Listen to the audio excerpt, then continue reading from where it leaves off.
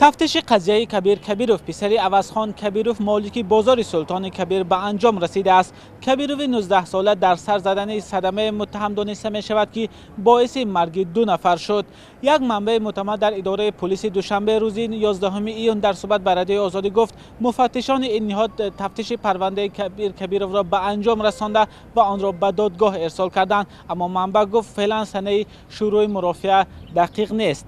حادثه صدمه کبیر کبیروف شب 23 مارس در خیابان مرکزی شهر دوشنبه رخ داد که بر اثر آن 2 همراه 19 ساله او جان دادند و خود کبیر کبیروف با 1 نفر مسافر دیگرش جراحت برداشته بودند. نزدیکان کبیر کبیروف در صحبت با رادیو آزادی گفتند وضع او خوب است.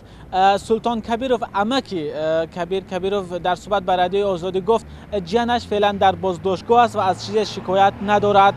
نسبت کبیر کبیروف 19 ساله با قسم 3 ماده 212 کادر جنایی تاجیکستان یا ویران کردن قاعده حرکت در راه که باعث مرگ 2 نفر گردید پرونده جنایی باز شده بود و از روی این اتهام از او از 5 تا 10 سال زندان تهدید میکند.